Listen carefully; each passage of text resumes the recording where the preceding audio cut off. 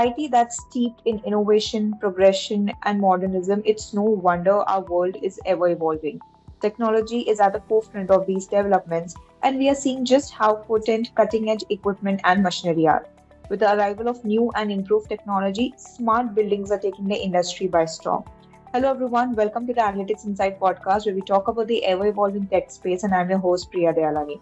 Now, to meet the growing demand from AI companies, sustainable data providers are finding creative ways to reduce their environmental footprint, giving them a competitive advantage. Now, besides saving money, it also helps attract customers and investors with the same green goals. However, data centers are known to consume a lot of resources. Now, this technological breakthrough will help reduce the power consumption, having a multiplier effect. Today, we have Mr. Sivakumar Ganapathy, Vice President, Open Blue India Software Engineering and APAC Solutions, Johnson Controls India, to discuss the rapidly evolving landscape of data centers in our country, India. Hi, Sivakumar, how are you doing? Good morning, Priya. Thanks, Analytic Insight, for this opportunity. I'm doing great. Great, glad to know that. Thank you so much, Sivakumar. And likewise, it's a pleasure with us to have you on our podcast today. Let's start. Most of our listeners, of course, definitely know about Johnson Controls, but we would like to have like a brief introduction about what the organization is, what exactly its specialization, its offerings, if you can help us know. Sure. Absolutely. Yeah. So Johnson Controls is a 150 plus years old company. We are focusing on commercial building solutions.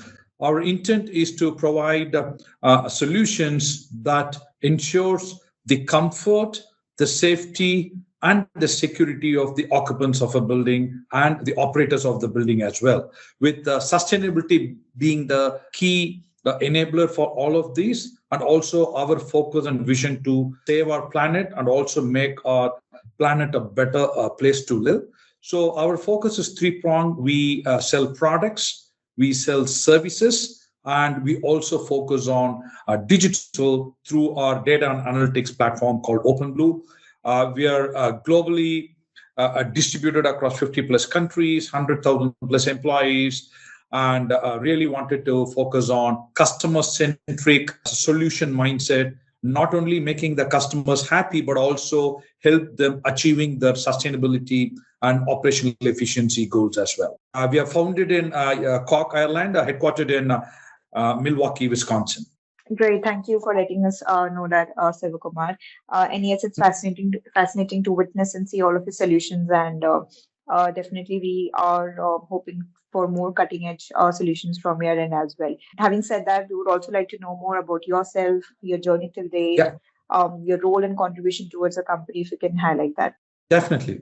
Thank you. I lead the overall India engineering centers. We have 3 Open Blue centers within India and 2 other engineering centers, roughly about 1,500 engineers, if you will, focusing on cutting edge technologies, which includes cloud, edge, AI, generative AI, etc. So I have 3 primary responsibilities. Number one, how do we take our India customers and customers in Asia Pac through their digital journey, particularly in the context of smart and autonomous buildings, so that we grow our India business and also enable our customers achieve their key outcomes, particularly in the context of ESG, right? That's number one. Number two, I also lead a team of software engineers, hardware engineers, electrical and mechanical, and now with data scientists and generative AI engineers to really focus on cutting edge innovative technologies that not only solve the problem for India from India, but also for Asia Pac and the globe. Thirdly, I'm also part of the board of Johnson Controls India Private Limited, so that we understand the business dynamics and the governance are ensured. So these are my primary responsibilities. But what I'm really excited today is to really be part of this podcast hosted by you, Priya, part of Analytics Insight, to really look at how in India, particularly with data center boom happening, and with AI and generative AI, India soon becoming the AI capital of the world, how data center as a building can be leveraged using latest technologies to not only solve the data center computing needs for AI, but also leveraging AI for data centers so that we become more sustainable, more energy efficient, and also making the employees of the organization inside the data center more safe and more secure, Priya. Great, thank you for that. And yes, your profile and your journey seems quite extensive. And like you mentioned, of course, we are going to dive deeper into how data center can be leveraged with the impact of growing and emerging technologies, how we can enhance the computing needs and as well as ensure sustainability. So, Yes. like diving deeper into it straightforward. So, like today, data centers globally account for around like 1.5% of global electricity consumption. Now, most Yeah. of the electricity is produced, of course, from the burning of fossil fuels, which is adding to the global warming. This implies Yeah. that power-hungry data centers are contributing to global warming. So it is quite Yes. clear that the planet is in dire need of sustainable data centers. And of course, with the growing need of and also with the growing influx of data, data centers are bound to grow in the coming years as well. So, Yes. what can make a data center building sustainable and eco-friendly? So, what are Yes. some of the challenges that you face when you're making a data center more sustainable? Yes, very good question and need of the hour. We all know that no technology conversation or podcast ends without talking about cloud AI and now recently last 3 4 quarters with generative AI, right? So the energy needs that AI requires change the calculus of the energy companies. So as you rightly said, I mean globally the kind of energy requirements are becoming more exponential. So it's a bit of a yin yang kind of a situation. So we are looking for data centers, hyperscalers, mid size and micro modular data centers, depending upon the capacity to really solve or cater to the AI need, whether we run a large language model or a small language model or whatnot. On the other hand, we also have AI, which is going to enable the data centers to become more greener, more sustainable. The good news is, from Johnson Controls perspective, we are present in both the aspects, right? So, particularly to make, let me start with the challenges, right? So, the first challenge is, as we all know, so any cloud load payload or any AI or generative AI load or energy guzzlers, right? So, for example, if you take a simple chat GPT request, one of the studies says it requires 2.37 watt hour per chat GPT request, which is 10 times more than a typical search engine query in any of the popular search engines, right? This is number one. Number two, some of the big hyperscalers, which was recently shared their sustainability report, over the 2019 baseline, there has been 48% increase in their carbon emissions, which really impacts their commitment to meet their goals by 2030 or 2040, whichever geography they are in across the globe, right? So number three is really looking at, as you rightly said, okay, if it's fossil fuel, what are all the renewable energy sources and how do we cool these data centers? So there's plenty of techniques available, air cooled, water cooled. If you take water, etc., particularly in the context of India, water is becoming a very scarce resource. And if you really look at the number of data centers in Mumbai, Bangalore, Chennai, and other parts of India, it really, really puts a load on our natural resources. Now, with these challenges, we also get an opportunity. And now this really requires how can the data centers or data center building operators and the technology providers like us can come together along with the government to really be proactive about the steps taken towards sustainability.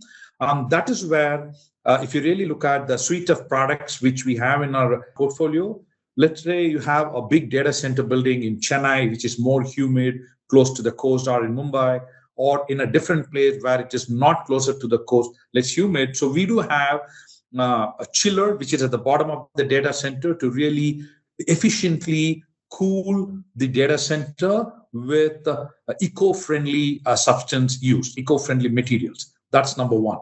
Number two, if you really look at slightly getting inside the data center, as you know, data is key to the kingdom, and with the data sovereignty rule and government of India publishing the draft data bill, and also really looking at draft data center guidelines, it's also equally important to ensure the security of the people, the security of the equipment and access, and also the security of data is important.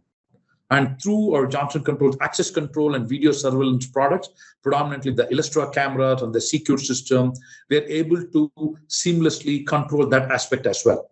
Now, when you come inside the data center, let's say a large data center operator globally or within India, hyperscaler or mid segment, they do have a fleet of data centers. And that's where, when they try to scale up, then the problems creep in. Really saying that, hey, in Chennai, my data center is taking so much of energy, my energy bills are shooting up. Whereas the board really stipulates what the ESG norms should be from a sustainability goals perspective. So this is a double-edged sword. That's where, when you really look at the scale from a single pane of glass, how does a building operator or data center operator or a owner can really seamlessly look at, hey, how is my operational data from a cooling and security and fire detection and suppression perspective? Because inside the data center, there could be several hotspots based upon the kind of payload the data center is running. And it's very important to maintain the temperature and prevent fire hazards. And that's where we have our simplex fire detection system and fire suppression systems. So this being one aspect, and also really looking at what is the kind of energy billing required, and where are we really looking at scope 1, scope 2, scope 3 emissions, and how are we achieving our net zero goals? And in terms of rupees or dollars or whatever currency we are looking at, how this translates into the final outcome. That is where our data analytics platform like OpenBlue really comes into picture, not only enabled through hardware equipment and the solution space, but also really looking at software and data analytics platform to help enable the decision makers, not only at the plant level, at the working level, who are the technicians, but also at the boardroom level where the decisions are made from a ESG perspective. So these are all the challenges which any data center industry or owner would face. And the overall industry, particularly within India through GCCs and companies like Johnson Controls and other peers, we are really looking at with a proactive lens and coming out with not only solutions, but also a follow-through services whereby we keep the data centers healthy and the people inside the data centers also healthy through our solutions like indoor air quality, etc. Particularly during COVID and post-COVID, we all know that indoor health is gaining prominence. So we also look at from an employee experience perspective through our offerings, etc. So we do ensure the indoor air quality also is taken care. So these are the challenges and the opportunities which data center provides today. Just to sum it up, it's a yin yang. So with large requirement and thrust and momentum for AI, it is going to consume energy. And while AI itself can be properly used to solve some of the sustainable problems, Priya. Great. Thank you for giving such a comprehensive explanation as to what challenges we are facing in terms of adopting a sustainable data center strategy. And it's quite surprising that we have been talking about artificial intelligence or generative AI, but we tend to focus less on the after effects of it in terms of the energy requirements or the energy consumption that these technologies typically take, and the kind of impact they have on the environment. So I think it's rightly mentioned that it is a very important time where we need to combine sustainability and technology. And while I'm not sure as to where we are standing right now, if specifically India, I would talk about in terms of implementing sustainable data center. But I guess there's still room for a large scale shift from traditional data centers to sustainable ones. I mean, Yes. large-scale data centers are, generally inefficient in terms of electricity, carbon emissions, or even electronic waste for that matter. But on the Yes. other hand, we are also seeing quite smaller and edge data centers because they benefit from Yes. lower energy consumptions compared to their Yes. processing output. And but I think overall sustainability is still a challenge. And while you mentioned about Yes. all these challenges, and we all need to come together in terms of data center government and companies like you, Johnson Controls, who have been focusing Yes. on developing sustainable solutions. Yes. But I want to understand, like when we're talking about meeting sustainability and technology, I think Mhm. there's still like this is a very tricky thing to do. I feel, I think Yes. I want to understand how do you balance the need for a high performance processing data center, but similarly have a very strong and harder push for a greater efficiency in data centers. How do you think we can achieve that?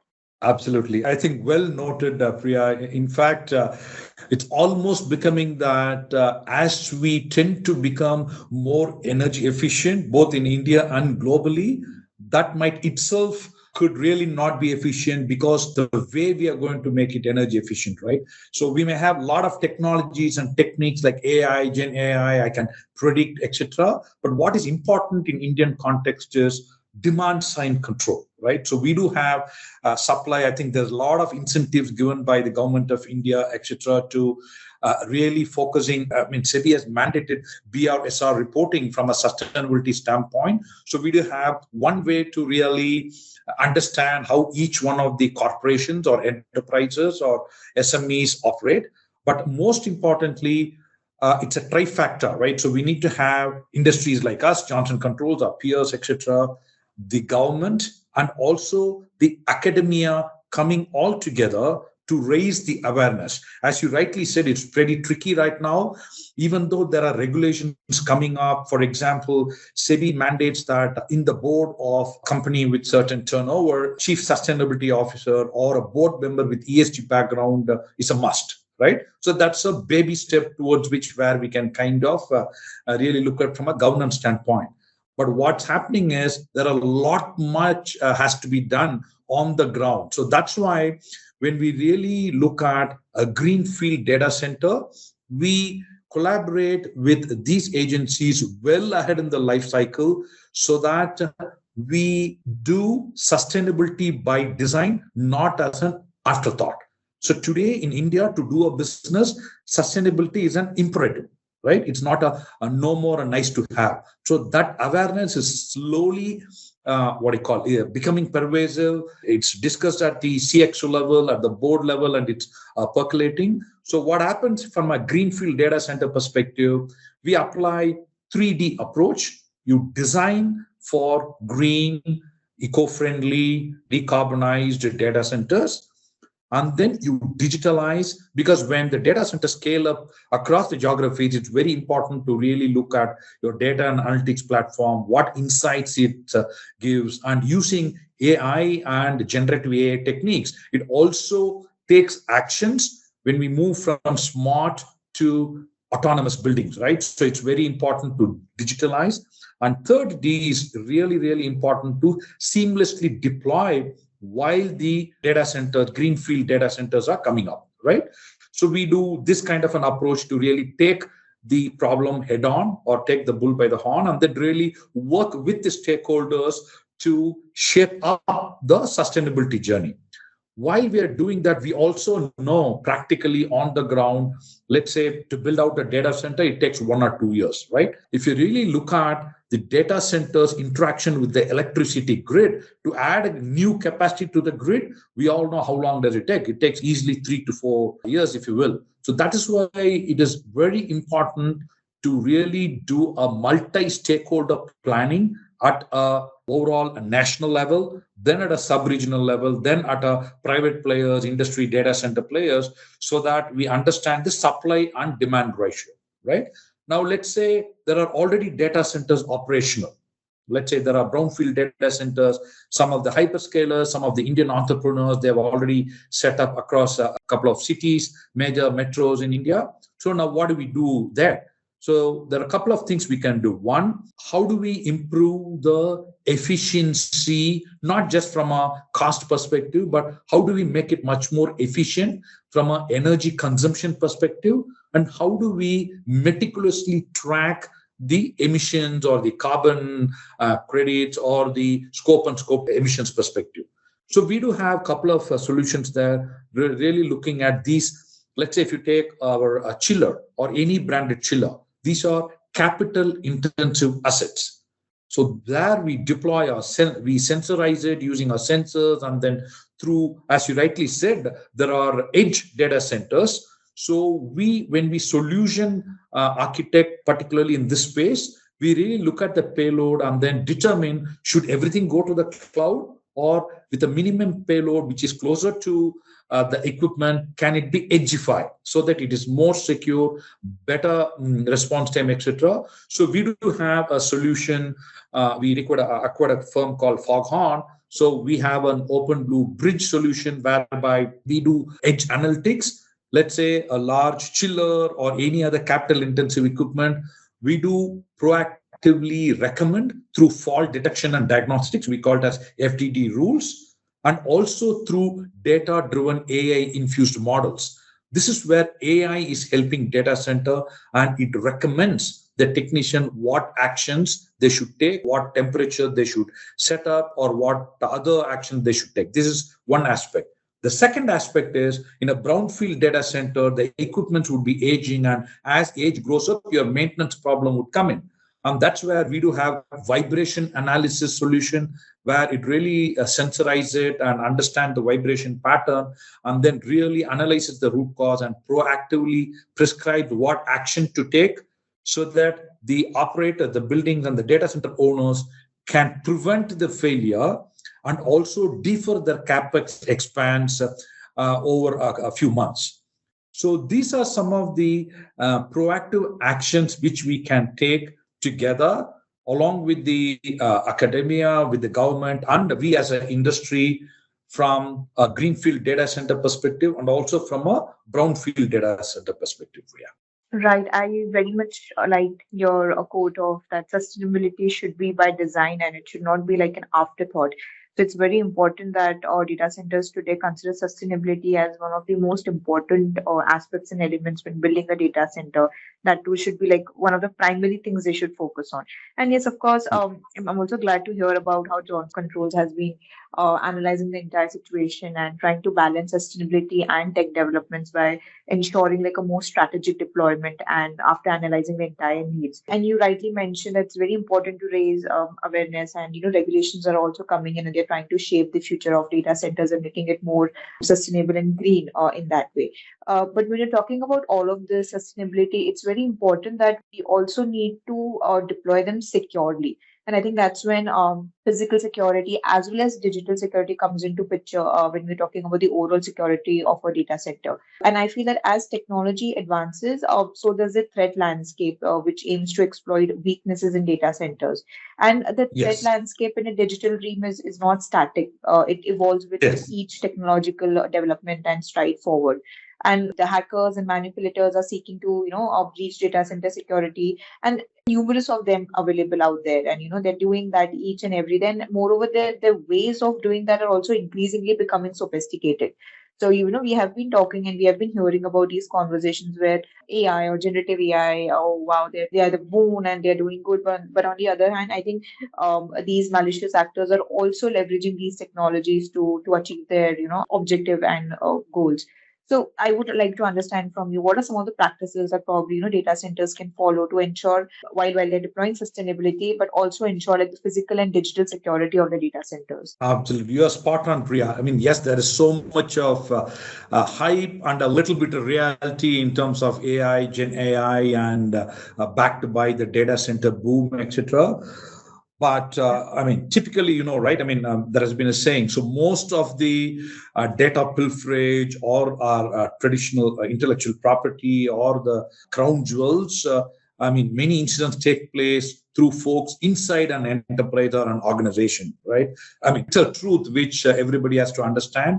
So that is why it's very, very important to have the physical access control. It's just not about access control. Hey, are you an employee or you authorized person? Are you coming and going? But in a data center, it's very, very sophisticated, right? We have certain racks. It has multi-customer tenants data residing there. So there are a lot of zoning happens, right? So that's where we proactively work with the consultants and the data center owners deploying digital twin technology before even you actually implement the access control and the physical security scheme. You simulate how security access from inside a data center, which subzone, which zone, which floor, which microzone should have access or should not have access. So we deploy those kind of techniques and solutions to work with them. So that's on the physical part of it. But having said that, hey, let's do design, let's do digitalize and deploy. But if you were, and if I were in the shoes of a CIO of a data center, it's extremely difficult to convince him or her, hey, we are going to put our sensor and gather our data and put it in cloud or put it in on-prem and then say, hey, we need to open a port. Extremely difficult because they are accountable for the entire IT critical infrastructure. And as you rightly said, no security in the globe is 100% secure, right? It's about how do we embrace and manage and control these threat vulnerabilities becomes very, very important.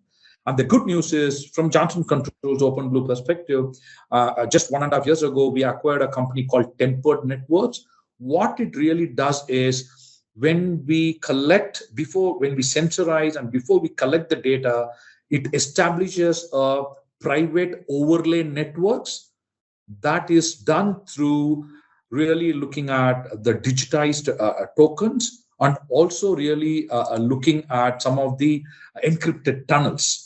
So this way, what happens is without having exposure or access to the data, it really secures the data from the source to the destination, thereby improving the confidence level of the CXOs. It could be a chief digital officer, data officer, or a chief information officer, or a technology officer.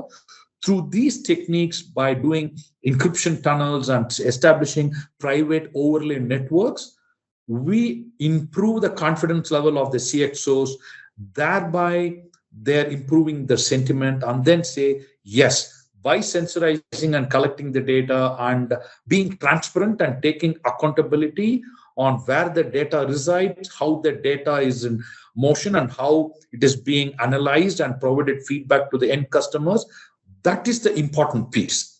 If these things are not taken care, it's going to take easily 2 to 3 quarters even to convince a CXO to say, hey, please open up a port. I want to collect the data so that I can ensure your equipments are performing well. So these are all the couple of areas where on the field we are seeing when our business leaders are interacting with the CXOs. And that's why technology executives like me, we interact at a CXO level and also with the cybersecurity professionals and product security professionals, educating both ways, saying that, hey, these are all the techniques we are following, right? That's number 2. Number 3, whatever platform we are looking at, those are all SOC certified, ISO 27K certified, thereby enriching the confidence level of the decision makers, post which they open up the port and then we sensorize, we collect the data, and then on an ongoing basis, governance, reporting, and really sharing, mutually sharing about the vulnerabilities and what actions are being taken. So these are steps which has to be taken at all levels, at a CXO level, at a general manager operating level, and at a working level from a data center operations perspective, Priya. It's easier said than done, but I think today the world has enough technologies and solutions to solve it. It's about taking the right actions, engaging the right stakeholders, and taking them along through the journey. True, yeah, I agree. And I think it's really important to plan and strategize in terms of your design, your digitization, and deployment, because it's very important that we consider all those aspects and in terms of not just focusing on sustainability, but also security, data access, data flow, protecting that data. So all of these small yet crucial elements should be considered across all levels, like you mentioned, on the CXO level to the employees and workers that are working at the data center. And if you're talking about Indian landscape, I think the Indian data center is rapidly growing. And I just came across a study which shows that, it's about to reach around $4.5 billion by next year, by 2025. And I guess there are a lot of things that are making this push. We have the government's regulations, we have initiatives Yeah. from the government like Digital India, Make in India, Smart Cities, Yeah. and of course, all of Yes. these have common aspect which we call about sustainability and green data. Yeah. So I think when we are prioritizing data center sustainability, I think businesses can demonstrate a commitment to mitigating from their environmental impact and fostering more social responsibility and ensuring Yes. we have a preservation of a shared future that way. Yeah. So while you talk about all of the solutions and Johnson's control and what all things we can do, what Mhm. advice would you like to give to businesses who are planning to maybe improve their data center or maybe want to start the data structure infrastructure in India? Absolutely. Very good question. And as we speak within India, things are evolving very rapidly. First, number one, I would say, any businesses, either a startup or a well established corporation, to really liaise with the government to understand what are the latest regulations and at the same time, incentives or accelerators which they are providing, right? For example, I've been in some councils where I represent, along with my peers, from an India industry perspective, and those agencies work with the government. And right now, you would have seen a couple of months ago, and I'm sure our finance minister will discuss in the coming upcoming budget as well. As part of the India AI mission, 10,000 crore rupees allocation has already been set up. Okay, this came about in the month of May. It's available in the public domain or whatnot. Now, why they are doing this? Primary objective, as you rightly said at the beginning of this podcast, there's a huge momentum and there is a push in India to really take the lead in AI, like what China did in manufacturing a decade ago, right? So there's a lot of push on AI. Now, typically, startups or even some of the SME segment, what happens is when you run a model, all the free credits through major hyperscalers are getting over. So one of the recommendation what we gave to the government is, hey, we need something like an India stack or a Bharat stack to reduce the GPU cost, right? So from a government perspective, they're already incentivizing or about to announce and then say, hey, this much will be allocated, whereas that AI application or a solution is going to solve a problem for India, and they have prioritized which are the 5 6 areas, etc., which is yet to come to the public domain. We'll get to know. So that's one aspect, right? So very very important to be close in touch with the government and other authorities to really understand what is going on there. Number two, really looking at some of the technology providers or system integrators like Johnson Controls or others to really ensure outcome based agreements, right? What we say is, for example, we at JCI, we look at a ESCO model where we deploy our sustainability infrastructure, which is hardware, electrical, embedded, etc., and then assure an outcome which is more related to performance-based contracting. That's number two. And from a services perspective, how do we really come up with proactive service recommendations or PSRs through deployment of techniques like AI? How do we really predict something is going to happen and then proactively recommend to the data center operators, the end customers, not being reactive, saying that, hey, yes, there is an issue, we'll go solve it, but going one step ahead and then proactively recommending what should be taken so that we can prevent them. So that's number two. Number three, very, very important as a data center owner or an operator, really looking at what is the cost of the business. When I mean cost of the business, not just necessarily the money part of it, but if I go to establish a data center, what are all going to be the implications to the environment, implications to the community, and how are we going to address them? So, number one, how much of energy I'm going to consume, right? Am I doing enough in terms of investing or generating renewable energy sources? It could be wind, it could be solar or whatnot.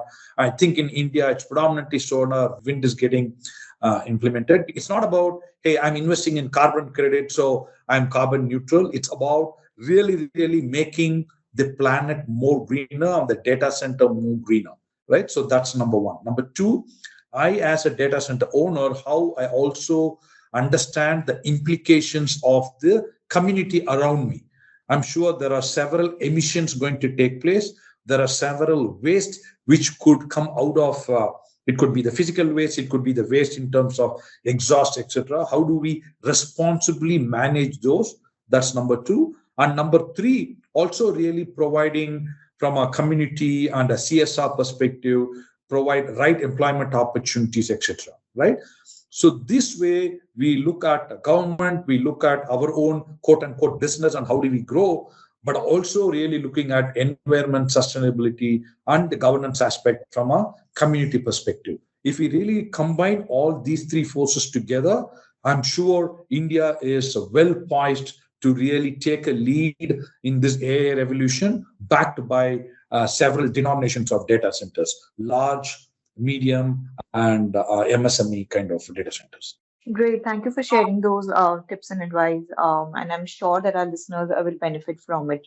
And yes, you rightly mentioned that India is poised and will probably lead the data center revolution if we strategically ensure effective deployment and digitization of our data centers. So that's very important. And I think it's the data center industry overall is a key driver of the digital economy. And the Indian market is one of the most promising markets for data center, right, in the years to come. Yeah. So I think in a nutshell, the industry is expected to grow rapidly in the coming years, and there are a number of opportunities as well as challenges for businesses that are looking to get involved in this exciting journey. But in overall, I think you can combine your AI-driven innovations with your data centers, but just make sure that you're keeping sustainability as one of the core aspects and you're not threatening the planet's resources and probably take a step towards not contributing towards global warming. Absolutely. I mean, one of the estimate, at least for the India data center market growth, is roughly about CAGR 12 to 13% between now and 2029, which means we know that there is going to be an impetus, there's going to be an incentivization given, and it will grow. And it's very, very important, each one of the data center owners or the businesses to anchor around certain principles what they have. For example, at Johnson Controls, we say that, okay, we will develop AI based solutions to augment the human intelligence and the human workforce.